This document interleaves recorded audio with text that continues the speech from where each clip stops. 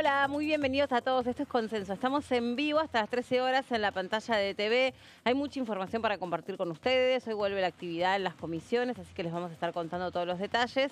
En una semana a donde se esperan todavía que permanezcan las temperaturas extremas, así que bueno, también cada vez que contactamos con los diputados que viven bien al sur de nuestro país, vamos a ir cubriendo un poco cómo está impactando esta ola de frío polar para hoy y para la semana que viene. Así que les contamos en un ratito todo esto. Estos son los principales títulos.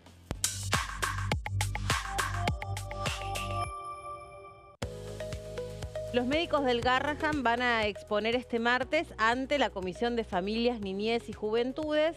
Esto es porque para la próxima sesión especial se pretende avanzar con el proyecto de la emergencia pediátrica, entonces es importante contar con estas historias que dimensionen el cuadro de situación que se está viviendo en el Hospital Emblema Garrahan.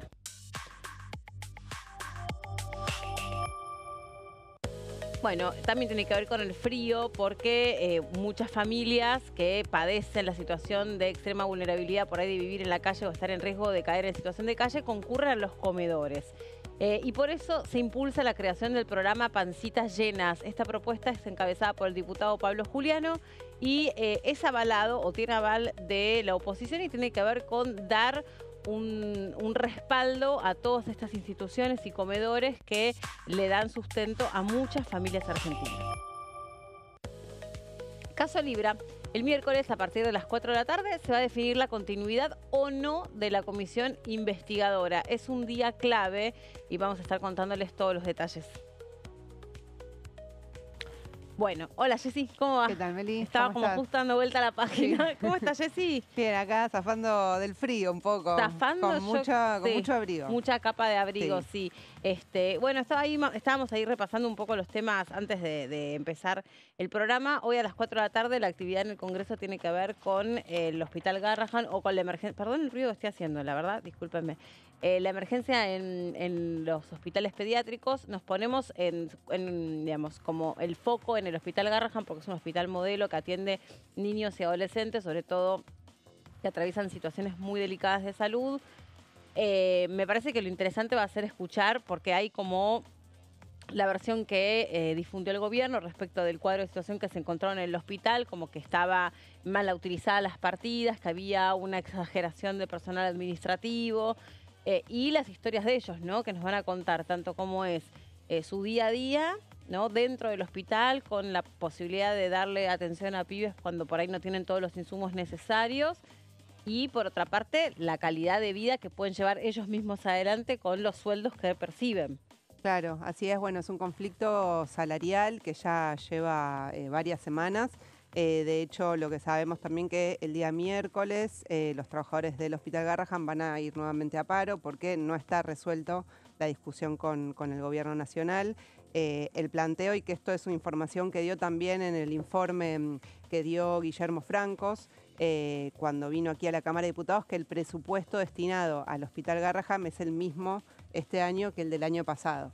Entonces, bueno, ahí se genera un conflicto también y que, bueno, tiene que ver también con, por supuesto, el salario de los residentes que dicen, bueno, trabajamos muchísimas horas, hacemos guardias de 24 horas, son los que mayormente sostienen las guardias en el hospital. Los residentes, y están cobrando alrededor de 800.000 pesos por mes, muchos haciendo otros trabajos, lo cual también empeora la calidad, digamos, de la atención. Claro, esto es lo que decíamos un poco ayer, porque nos situábamos en esto que los médicos se empiezan a contar a través de estas medidas de fuerza, después hacen algunas aclaraciones en los medios de comunicación, porque ahí presentaron sus recibos de sueldo sobre cómo están conformadas estas guardias que ellos tienen que cubrir. En realidad, todo el personal de la salud, médicos y no médicos, porque comprende a toda la estructura, lo que cuentan es que mayormente son personas que están pluriempleadas, que necesitan de cubrir una determinada cantidad de horas en un hospital y se van corriendo a cubrir unas tantas otras en otro hospital. Algunos no tienen francos, otros hacen guardias de 48 o 72 horas. Esto es algo que es como el arrastre de lo que dejó la pandemia también, porque ya nos contaban muchos médicos la situación personal que terminaban atravesando, personas que pasaron, no sé, 10 años de su vida estudiando, formándose, capacitándose, haciéndolo con la fuerte convicción de que es importante tener un sistema de salud público, un sistema de salud que no importa en la cuna en la que cada niño haya nacido, en el caso indeseable de tener que atravesar una enfermedad delicada, dolorosa y difícil, tengan cubierta la posibilidad de tener una buena atención de calidad. Claro. Este Congreso persiguió en ese sentido muchas leyes, ¿no? Para que todos los chicos tengan cubiertos desde distintas áreas o distintas aristas la posibilidad de tener acceso a un tratamiento deseable en situaciones muy delicadas y también a veces muy difíciles, porque los médicos dicen que terminan medio como que poniendo ellos de sus bolsillos para los insumos, y no estamos hablando solamente de gasas, estamos hablando de un montón de cuestiones que para enfermedades como pacientes que tienen que estar en lista para un trasplante o pacientes que están con alguna deficiencia inmunológica o que tienen cáncer, bueno, requieren de insumos médicos, se imaginan ustedes, mucho más complejos, ni que hablar de profesionales especializados, ¿no? que puedan dar la atención para cada uno de estos grados de instancias de salud tan delicadas y que trabajan en tantos hospitales como pueden y eso baja, por supuesto, la calidad de esa atención brindada. Claro, y otro, te agrego, Meli, otro de las problemáticas que plantearon los trabajadores del hospital es que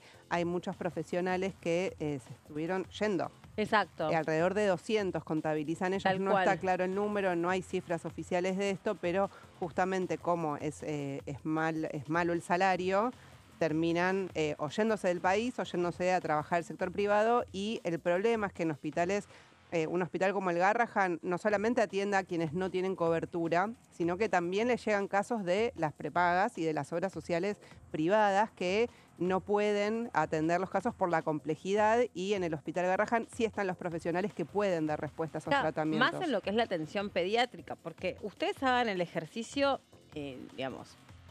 por ejemplo, si tienen alguna prepaga, de buscar una especialidad o una subespecialidad dentro de una especialidad. Me pasó, perdón, la autorreferencialidad y marco una distancia gigantesca porque tengo la posibilidad de pagar un servicio de medicina pago y porque no estaba atravesando una urgencia extrema de vida. Sí era una urgencia, pero no era de vida, obviamente.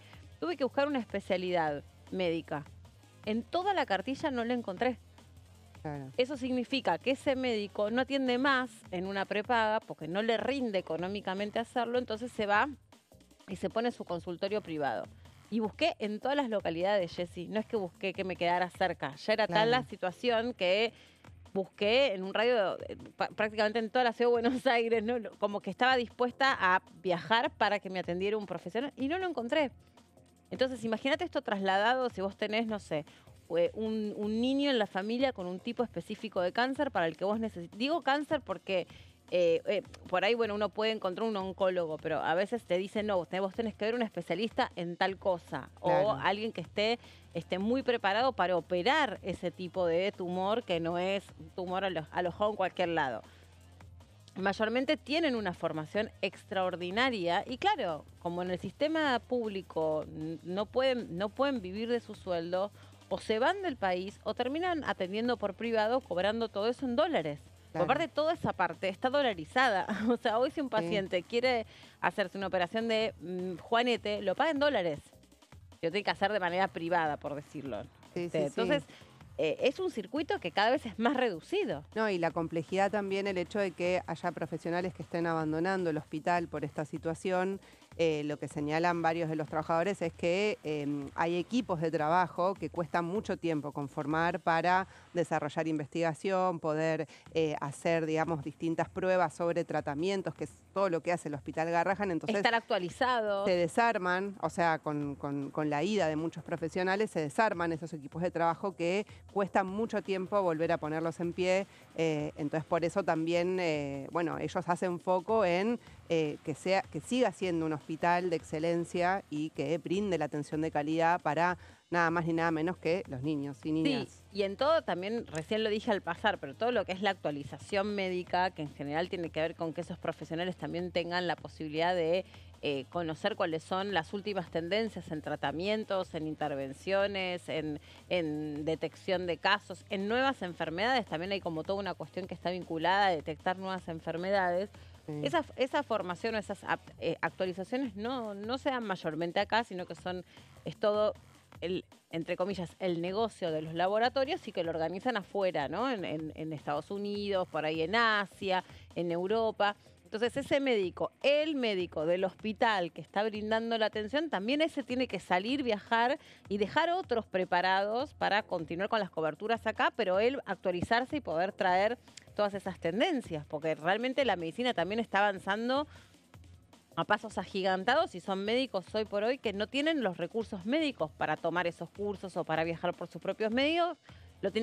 Médicos, lo tienen que hacer, casi digo al revés la palabra, lo tienen que hacer con el aval de un laboratorio. No, o sea, Claro. es un entramado muy complejo. Sí, sí, bueno, y por eso la convocatoria, la sesión especial, el 2 de julio que hizo Democracia para Siempre, incluye en el temario, aunque no tiene dictamen, la declaración de la emergencia en todo el área de pediatría, justamente por la situación del Garrahan. Hoy vamos a escuchar invitados, pero quieren intentar emplazar a las comisiones, sobre todo la de Presupuesto y Hacienda, para que llegue al recinto. También, mientras conversamos de esto, estoy pensando, porque esta es una noticia de último momento, que el gobierno acaba de anunciar que veta o que no va a dar o que va a desoír políticamente la ley que salió del Congreso Nacional para la emergencia para las zonas del desastre, del temporal, particularmente la de Bahía Blanca, ¿no? Pues la otra estaba en proceso de aprobarse, pues obtuvo media sanción acá en diputados, pero no todavía en el Senado. Entonces, uno también puede hacer este ejercicio de decir, bueno, el otro día lo conversábamos con una de las diputadas de la oposición. ¿Cuál es ese rol del Congreso para seguir discutiendo o avanzando en emergencia? Porque está lleno de emergencias.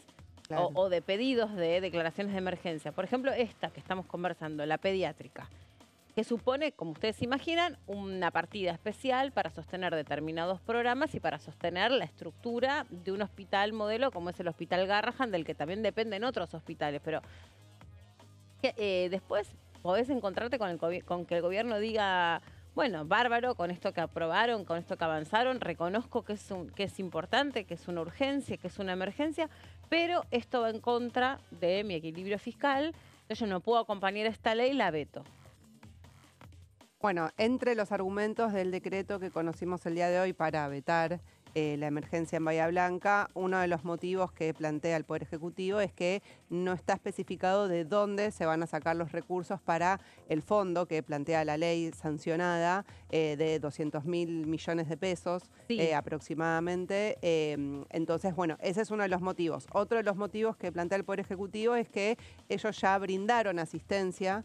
Que es verdad. En su momento, sí, y que incluso, bueno, el proyecto también planteaba darle ciertas facilidades impositivas a las pymes y que eso ya estaría resuelto porque se habilitaron créditos en el Banco Nación. Bueno, digo para plantear, bueno, cuáles fueron los argumentos, ¿no? Sí, lo que pasa es lo que ahí te contaban, por ejemplo, no me acuerdo ya tanto de Bahía Blanca porque quedó un poquito atrás en el tiempo, pero en las últimas, los de Zárate y Campana, te contaban que es gente que...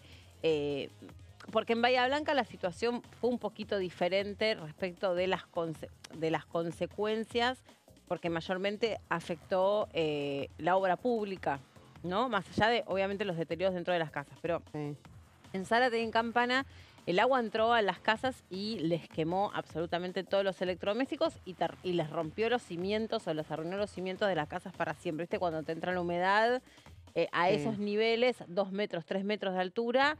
Chau, o sea, la casa medio como que la tenés que volver a construir. Y la línea de préstamos rápidos que se dio para la reconstrucción era, digamos, no te alcanzaba ni según lo que contaban, ¿no? Ni para cambiarte la heladera. Entonces, claro. Bueno, es cierto que el Poder Ejecutivo ayudó rápido, envió un soporte, pero también es cierto que para el nivel de daño que se produjo no alcanzaba. Entonces había que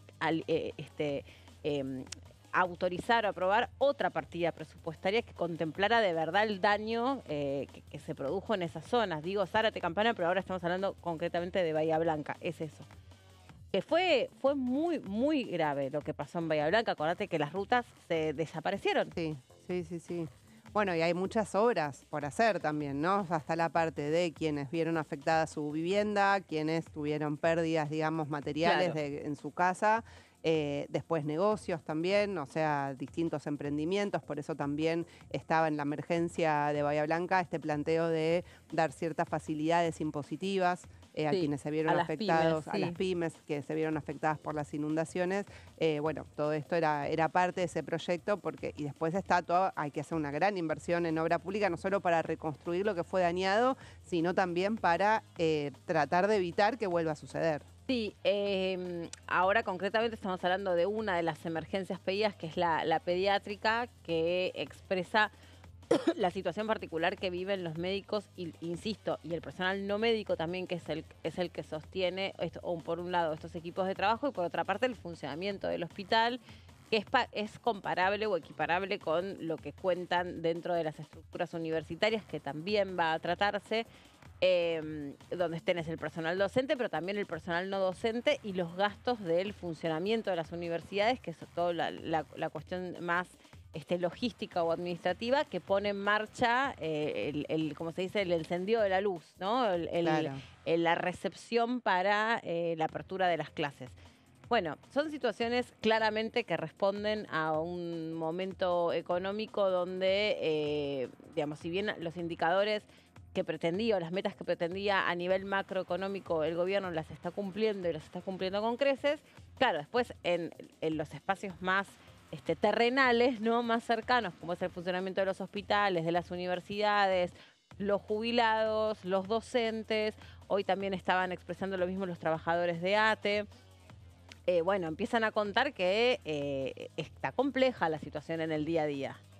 Y la dejan al descubierto, y hoy lo interesante de esta comisión es que vamos a estar escuchando los casos en primera persona, ¿no? El médico, administrativos, especialistas, residentes, que son médicos igual, que están haciendo su especialidad y que están brindando horas hombre infinitas para la salud de nuestros pibes, en la comisión contando sus propias situaciones y cómo ellos atraviesan y cómo ellos necesitan que se determine o que se decrete esta emergencia pediátrica. Sí, así es. Así que esta semana vamos a tener novedades, bueno, porque siguen los reclamos del hospital. Hoy recordamos a las 16 horas, es esta comisión de familia, niñez y adolescencia donde vamos a escuchar, como decía Meli, en primera persona los distintos testimonios de personal de el Hospital Garrahan. Sí. Bueno, Jessy, a propósito de esto, vos trajiste justamente otro tema, ¿no? Que tiene que ver con el juicio por jurados para la próxima sesión.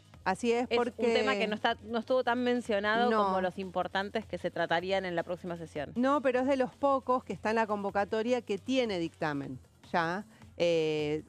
Pasó por comisiones, estaba listo desde el año pasado para ser tratado en el recinto, y si querés de alguna manera un poco en el debate de qué cambios hay que hacer en el Poder Judicial, ¿no? Dale. Incluso algunos plantean que los juicios por jurados serían importantes para evaluar casos de corrupción, ¿no? Hay algunos diputados que han hecho ese planteo. Bueno, está pedido para la sesión especial del 2 de julio para tratarse. El dictamen de mayoría tuvo firmas bastante transversales, es decir, cuenta con el apoyo del oficialismo, de La Libertad Avanza, del PRO, de Unión por la Patria, la UCR, Encuentro Federal, Democracia para Siempre y la Coalición Cívica. Algunos tienen algunas disidencias, pero digamos, lo apoyan bastantes bloques, incluso inesperado eso. Tanto La Libertad Avanza como Unión por la Patria estarían acompañando este proyecto.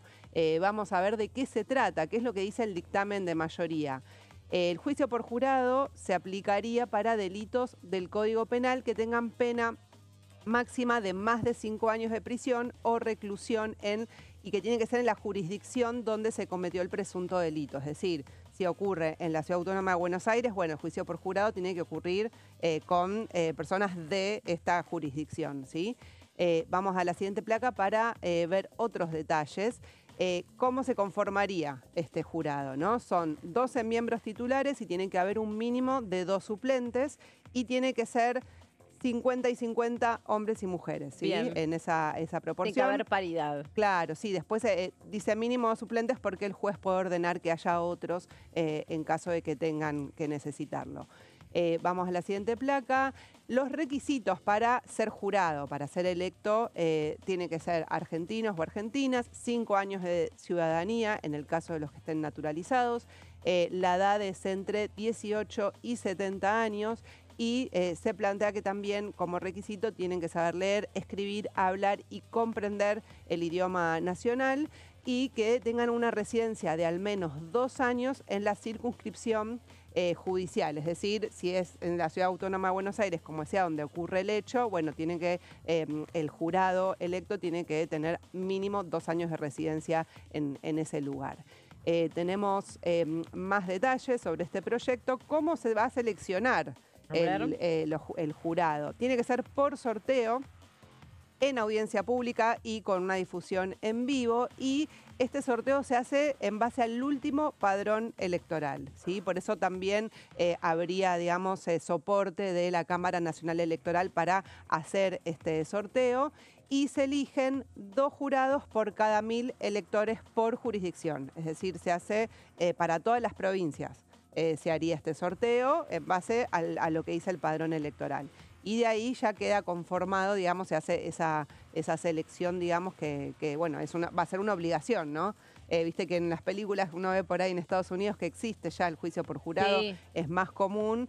Bueno, es una obligación, o sea, lo citan y es obligatorio hacerse presente. Sí, además no solamente eso, por lo menos por lo que uno conoció, vio también en algunas provincias ya existe los juicios por jurados para algunos delitos, quedan aislados. Claro. O sea, no pueden tener un contacto con el exterior, por lo tanto también tienen que tener, digamos, cierto acompañamiento por parte del Estado para esa situación. Sí, si tienen una actividad, dejan de dedicarse a esa actividad para el tiempo que dure su compromiso con ese jurado.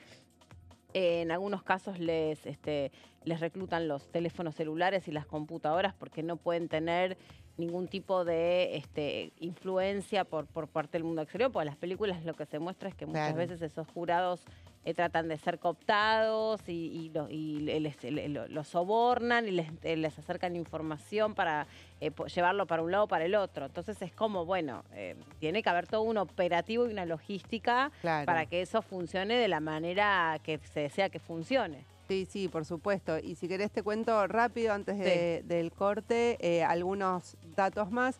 El jurado lo que hace es deliberar sobre la prueba, ¿sí? Y lo que va a determinar este jurado es si el acusado es no culpable, esto dice el dictamen, no culpable porque es inimputable o culpable, ¿sí? Ok. Espera, hagamos una cosa, Jessy, porque es un tema que da para conversar y para charlar, y aparte porque, digamos, cuando uno escucha que va a haber una próxima sesión, es un tema medio que pasó ahí solapado y está bueno contar que tendría lugar para debatirse la próxima sesión, pero hagamos una pausa y retomamos las placas ahora cuando regresamos. Ya venimos.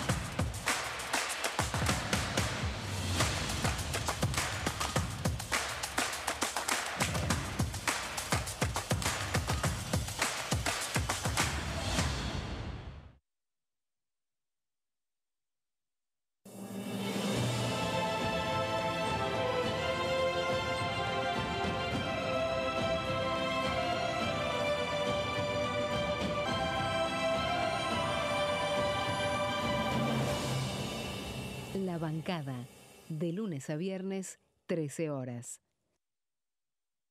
¿Qué diferencia hay entre la Cámara de Diputados y la Cámara de Senadores? La Cámara de Diputados representa al pueblo de la nación argentina. Esto significa que las provincias más grandes y con mayor cantidad de habitantes tienen muchos más diputados que las provincias más pequeñas. La manera de establecer las cantidades es proporcional. La Cámara de Senadores representa a las provincias.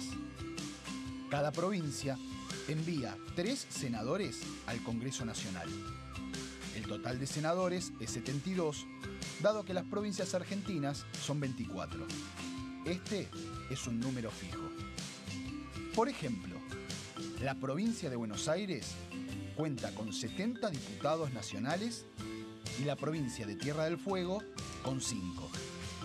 Pero tanto la provincia de Buenos Aires como la de Tierra del Fuego cuentan con 3 representantes cada una en el Senado de la Nación. Cada 2 años, el Congreso Nacional renueva la mitad de sus diputados y 1/3 de sus senadores nacionales. El mandato de los senadores es de 6 años, mientras que el de los diputados es más breve, dura solamente 4 años.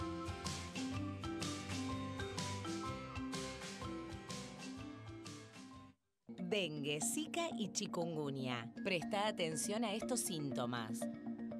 Si tenés fiebre alta, 38 o más, de 2 a 7 días de duración y dolor de cabeza, en especial detrás de los ojos, muscular y de las articulaciones, diarrea, dolor abdominal, náuseas y o vómitos, malestar general, cansancio, decaimiento, erupción en la piel, sangrado en nariz, encías u otras partes del cuerpo, no te automediques. Toma mucho líquido, usa repelente y acércate a un centro de salud.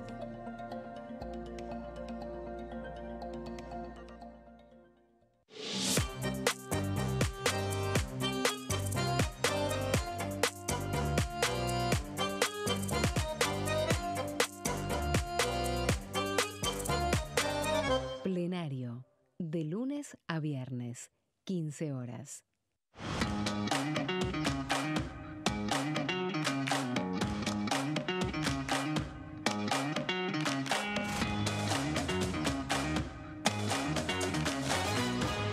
Pasos perdidos, de lunes a viernes, 16:30 horas.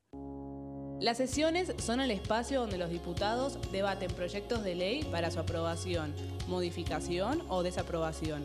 En una misma sesión se pueden tratar varios proyectos de ley. Desde el 1 de marzo, cuando el presidente las inaugura, se desarrolla el periodo de sesiones ordinarias.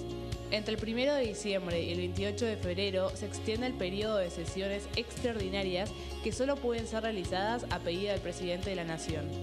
En el recinto, el bloque oficialista se dispone a la derecha del presidente de la Cámara, el bloque opositor mayoritario a la izquierda y en el centro los bloques con menos cantidad de integrantes.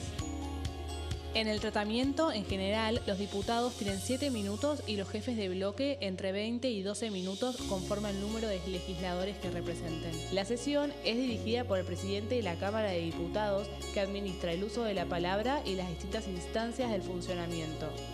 A la izquierda del presidente está el secretario administrativo, a la derecha el secretario parlamentario y debajo de él están los taquígrafos, que registran cada uno de los testimonios. Elecciones legislativas 2025. Lo que necesitas saber. El 26 de octubre, cada provincia elegirá a sus representantes en la Cámara de Diputados de la Nación. ¿Sabés qué bloques renuevan bancas? Este año se renuevan 127 bancas, la mitad de los diputados. Unión por la Patria renueva 46 bancas. El Bloque de la Libertad Avanza renueva 8 bancas. El Bloque del PRO renueva 21 bancas.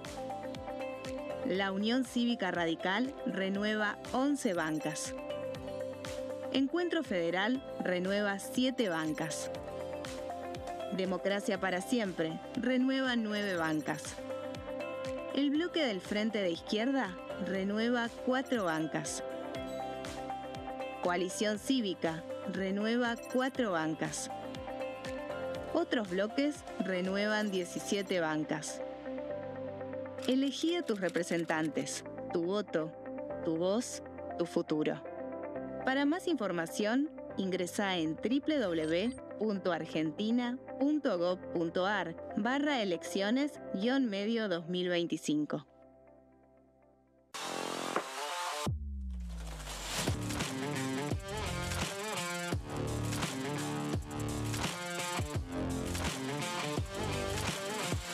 Orden del día, de lunes a viernes, 11 horas.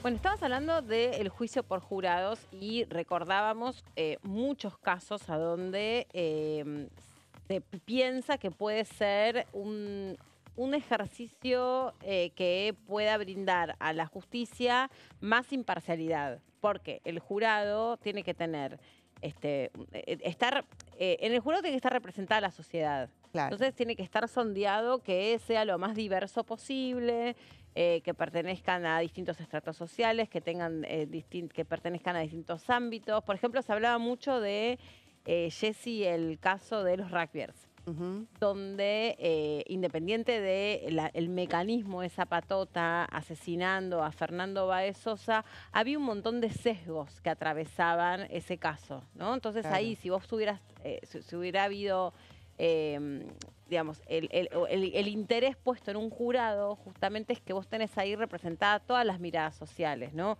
Aquellos que pensaban que había un sesgo de clase en el crimen contra Fernando Báez Sosa, porque alguno de ellos, estoy recapitulando algunos casos que yo me acuerdo de mi memoria, porque me parece que está bueno el tema, que uno lo pone en consonancia con ejemplos concretos. Me acuerdo que en el caso de Fernando Báez Sosa, bueno, se habló mucho sobre estos círculos del poder asociados al rugby, a donde es como la representación de las tribus de los machos blancos atacando a un pibe que ellos identificaron por sus características físicas como alguien inferior, porque incluso cuando lo agredían le decían sos un negro, etcétera, etcétera, etcétera. Entonces también ahí había una violencia racial contra esa víctima. Digo, más allá de todo lo que se analizó de la pericia, de quién puso la patada final, de dónde fue, que si se pusieron de acuerdo, que si empezó dentro del boliche, que si empezó afuera, es toda esta cosa que puede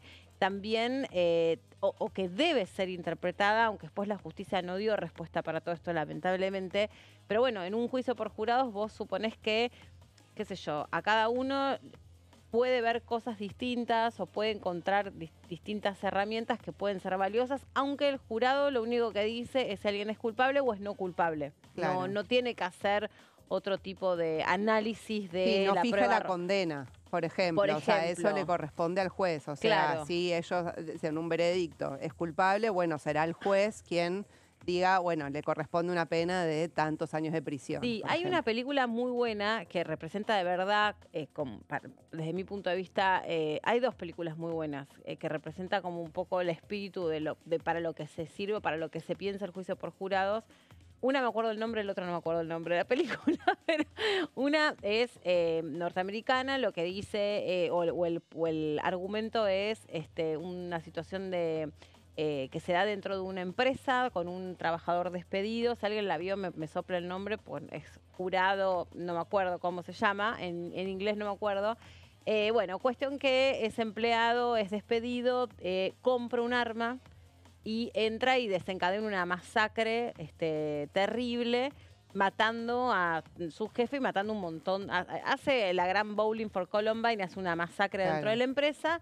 Y después el juicio que convocan a los jurados, es muy divertido también cómo los entrevistan, los califican, los van como cada parte representada dentro del juicio también los va analizando a ver cuáles ellos creen que tienen que ser los jurados que tienen que conquistar, porque ya algunos ya saben que no va a haber caso, en cambio los otros son a Claro. los que tienen que apuntar y entonces preparan todo lo que son los alegatos en función de el perfil de los jurados.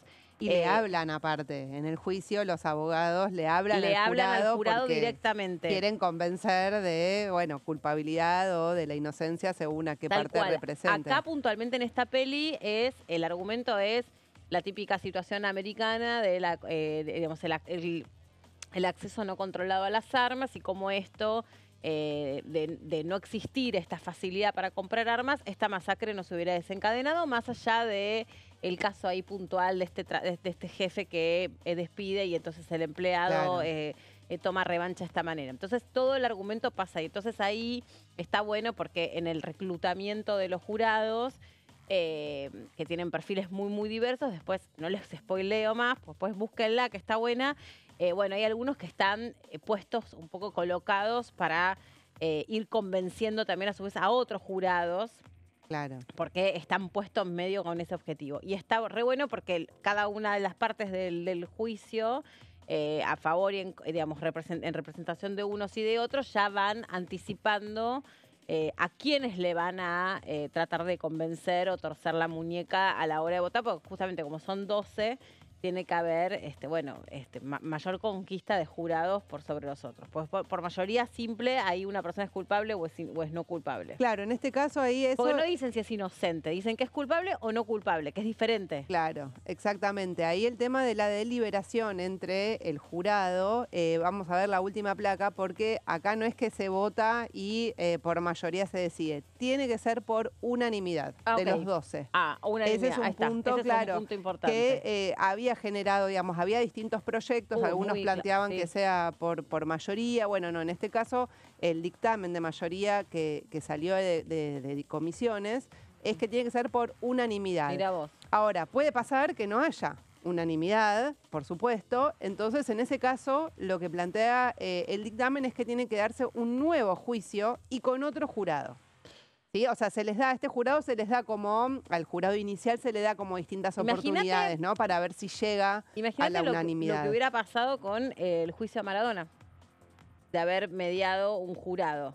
Sí. ¿No? O bueno, el de Cristina Fernández de Kirchner ahora también, o sea... El de vialidad. El de vialidad también, un juicio por jurado podría haber sido diferente. Digamos, en todo juicio obviamente no se debate solamente sobre la cuestión criminalística o la deliberación de ese delito en sí mismo, sino también, obviamente el objetivo de los abogados y de los fiscales es convencer y en algunos casos conmover con las historias, a ver si en el arte de la oratoria logran, agregar algunas cosas, como yo te decía recién, en el caso Fernando de Sosa, había ahí una fuerte búsqueda de, digamos, por parte de los abogados de la familia de Fernando, era justamente trasladar que acá hubo un grupo de pibes que se pusieron de acuerdo porque tienen aprendida esa manera de vincularse y que estaban dispuestos esa noche a matar a alguien, no importaba quién fuera,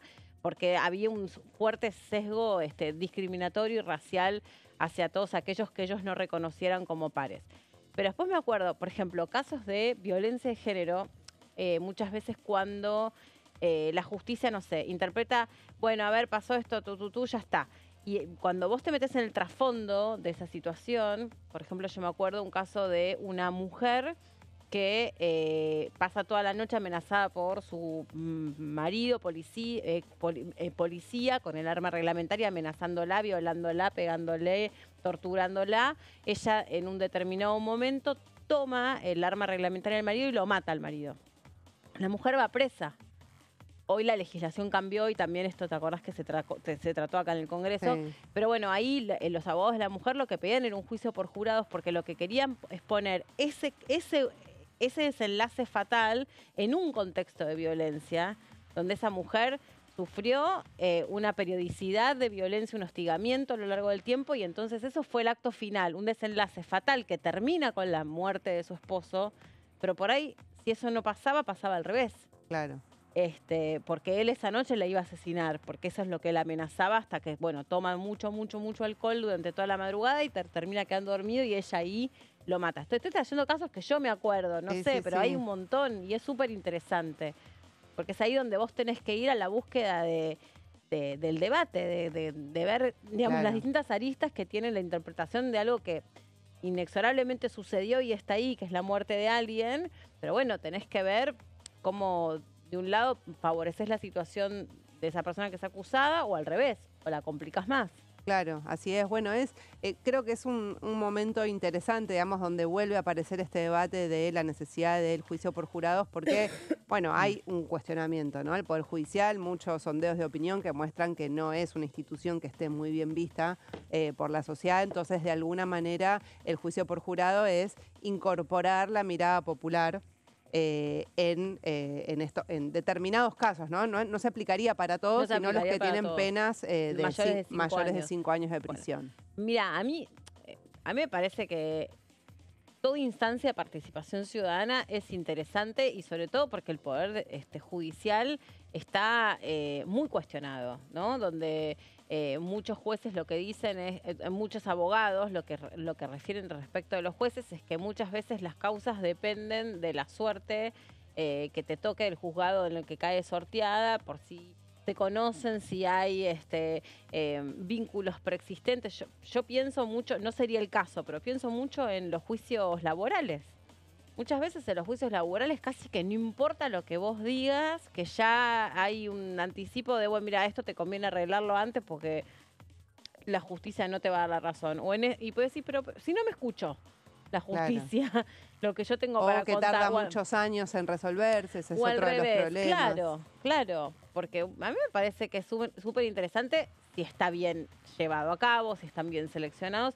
Y por último, ese jurado, digamos, no va a hablar nunca sobre la inocencia de una persona. Lo que va a decir es si, o sea, se le presentan pruebas, se le presentan argumentos y ese jurado tiene que con esos elementos decir si esa persona la considera culpable o no culpable de ese Claro. delito. Sí. Es así. Porque muchos dicen, ¿cómo perdón, porque mi intención no es sonar peyorativa, pero mucha gente dice, ¿cómo puede ser alguien que no tenga instrucción universitaria, que esté sentada en un lugar y defina sobre el futuro de alguien? Y bueno. Y es que a veces... Ahí está el arte sí. de los abogados, incluso también, algo me parece re importante. Perdón, Jessy. No, que pueden tener más criterio, incluso muchas Y veces. la importancia de hablar fácil. A veces vos escuchás a los abogados, incluso cuando nosotros hacemos coberturas y salen, no, bueno, porque... Y te hablan como todo en un lenguaje técnico. Y decís, pero ¿por qué no me contás lo mismo de una manera más sencilla, más simple, para que yo entienda qué es lo que vos estás interpretando sobre lo que pasó? Así le van a tener que hablar a un jurado. Claro. Porque si cuando se pongan a hablar en un lenguaje técnico, el jurado no va a entender nada. Porque justamente no pueden ser abogados los jurados, además. No, por supuesto. Sí. Son de cualquier otro área de campo de conocimiento o incluso de ninguno. Hay toda una serie, digamos, yo resumí, por supuesto, el dictamen, pero hay toda una serie de restricciones de quienes no pueden ser, obviamente no trabajar en el Poder Judicial, no podés ser parte del jurado y demás. Déjame que te diga una última cosa, de la última placa, si la podemos poner para finalizar lo que hablábamos de que se necesita unanimidad. En caso de que no se llegue a esa unanimidad, hay un nuevo jurado que con un nuevo juicio, y si este segundo jurado se estanca, es decir, que tampoco llega a la unanimidad, el juez debe absolver al acusado. Es decir, porque demuestra que no hay pruebas suficientes para declarar a alguien culpable o no culpable. Entonces, bueno, después de este segundo jurado, ya el juez tiene esa obligación de absolverlo. Así que este sería un poco el funcionamiento de lo que se propone. Juicio por jurado es algo que está en la Constitución desde 1853. De algunas provincias para algunos se aplicó delitos en 11 provincias, funciona, pero bueno, esto sería para aplicar en el ámbito federal, por supuesto. Sí. Bueno, interesante. Sí. Interesante, me parece que desafía bueno, lo que se espera que ocurra en definitiva en un proceso donde muchas veces uno escucha cómo ya hay una sentencia, ¿no? Antes que transcurra ese juicio. Claro. Que es un poco los acusados de delitos de corrupción terminan denunciando. Esto pasó en el caso de Cristina Fernández de Kirchner, pero pasó en muchos otros. Bueno, mientras nosotros no tengamos legislado nada en relación a esto, me parece que está bueno que haya ahí una representación popular y que los abogados y los fiscales tengan que redoblar los esfuerzos para explicar y bajar al llano información que en definitiva nos atañe a todos, ¿no? Porque los delitos federales justamente son delitos que afectan nuestra vida cotidiana. Sí, y aprovecho para recordar que en el día de mañana en el Senado a partir de las 11 se retoma el debate sobre la posibilidad de ampliar la Corte Suprema a más integrantes. Hoy tiene 5, aunque funciona con 3. Pero se está discutiendo, bueno, hay distintas visiones, ¿no? Algunos plantean 7, otros 9, otros 15, bueno, hay distintos proyectos, pero mañana se retoma ese debate en la Cámara Alta. Sí, que es otra discusión entre tantas que habla sobre, digamos, cómo se puede democratizar la justicia, cómo se puede transparentar el funcionamiento de la justicia, como lo mismo también en su momento nos ocupamos del funcionamiento del Consejo de la Magistratura y los concursos y los exámenes a los que acceden los jueces, donde algunos diputados que integraron el Consejo de la Magistratura nos terminaban contando que a veces no importa, les dan un caso modelo a los jueces que concursan, lo rinden y por ahí a veces sacan excelente puntaje en la resolución de ese caso, en la presentación, en el trabajo que le dan ese caso. Pero después en la entrevista, si más o menos cae bien, si más o menos cae mal, si está recomendado, si no está recomendado, es lo que termina determinando que ese juez pueda convertirse en juez. Entonces es absolutamente, está totalmente manoseado cómo funciona, ¿no? Después uno se pregunta cómo puede ser que jueces no sepan o no hayan podido interpretar, no sé, que una persona se comportó de una determinada manera y después era como bastante evidente que iba a continuar haciendo, no sé, un delincuente, digo, ¿no? Con determinados antecedentes, y qué te imaginabas que iba a terminar haciendo. Pero a veces los jueces como solamente ven papeles. Claro, ¿no? bueno, ahí está también el rol, algunos cuestionan mucho del Consejo de la Magistratura, que también debería evaluar el desempeño de los jueces, del Poder Judicial. Y bueno, sabemos que está presidido por el presidente de la Corte, eso también es algo que generó mucha polémica. No le da independencia. Claro, lógico. exactamente. Entonces, bueno, otros dicen que el Consejo de la Magistratura es un órgano que no debería existir, porque se podrían elegir de otra manera. Los jueces, bueno, tienen más lejos. México, por ejemplo, implementó hace muy poquitos días la elección popular. La elección la elección por voto directo de los jueces. Puede ser cuestionable cómo se hicieron las campañas también, y todo, pero es otra de las variantes, bastante. digamos, que no hay nada, digamos, no es que el juicio por jurado va a permitir una reforma total del Poder Judicial. Hay muchas otras medidas que están en discusión. Tal cual. Bueno, otro de los temas que se van a tocar en la sesión especial es algo que mencionábamos al principio, que es el financiamiento universitario. El financiamiento universitario también vuelve a ser tema. Y sobre esto tenemos la opinión del diputado Lisandro Almirón, de La Libertad Avanza de la provincia de Corrientes. Lo compartimos con ustedes. Son dos temas que de alguna manera el mismo Estado regula el mecanismo de cómo modificar presupuestos cuando tienen este volumen, ¿no? Tanto en el sector de la clase pasiva como en el sector universitario. El problema ha sido que cualquier gasto que genere al país la afectación del déficit cero y del equilibrio fiscal, el gobierno no solamente ha fijado una posición innegociable, sino que también nosotros dentro del recinto lo hemos mantenido. El año pasado se trató de acordar una ley de presupuesto para justamente tratar de que con todas las partes acordemos un presupuesto en el cual sea viable, previsible y evitable este manejo por ahí político de la caja y demagógico, porque lo dice la ley de administración financiera. Vos no podés asignar recursos si no sabés de dónde van a salir esos recursos. Y en ese sentido, todas las propuestas son de carácter demagógico. Siempre se habla de un aumento, ¿y de dónde van a sacar? O sea, es una de las principios básicos del Estado, la división de poderes, y justamente quien debe asignar esa funcionalidad y darle de alguna manera un funcionamiento armónico al Estado es el Poder Ejecutivo. Fueron votados para eso. Ahora, cuando se empiezan a a tratar de armar estas alianzas circunstanciales, parlamentarias, para solamente condicionar y como en una pieza de ajedrez hacer un bloqueo y tratar de que nada funcione para que al gobierno en las encuestas le empiece a ir a mal, para que a algunos le vaya bien y para especular de vuelta. Y es lo que la gente ha rechazado. Me parece que en ese sentido hay que ser serios y si hay propuestas de cambio tienen que prever de dónde van a sacar esas partidas presupuestarias y no seguir insistiendo. Pero me parece que en esto hay mucho desgaste político, una mala comunicación y una victimización cuando no debiera ser tal, digamos. Se ha gastado muy mal en el Estado, mucho tiempo. Y cuando empezamos a reordenar las cuentas y donde se empieza a ordenar el fisco, empieza a tener problemas la clase política, porque la clase política que maneja una caja determinada, el caso de universidad es una, digamos. Es una caja radical por excelencia, donde le tocas el bien más preciado al radicalismo y saltan, son capaces de, no sé, de generar de donde sea un movimiento para decir esto es injusto, pero la verdad no se trata de que sea la caja política de ningún partido político, tiene que ser algo para todos, la educación es para todos, la salud es para todos, la seguridad para todos.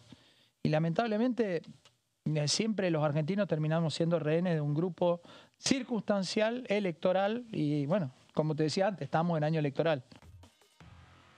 Bueno, ahí decía algo en relación a los radicales. Sin embargo, para recordar, cuando fue la primera marcha universitaria, a los radicales no los dejaron muy cómodos marchar y pedir por el funcionamiento de las universidades. Y después en el Congreso, la primera vez que trajeron el tema al Congreso, los radicales no dieron quórum. Así es. Sí, hubo varios intentos, varias sesiones donde el radicalismo, a pesar de impulsarlo, no se hizo presente. Entonces, bueno, ahí si bien es un partido obviamente de surgimiento universitario, ¿no? que nace un poco recogiendo la voz universitaria y nace en las universidades. Sí, que tiene peso concreto en las universidades. Claro. De hecho, el exdiputado Emiliano Jacobite es vicerrector de la UBA.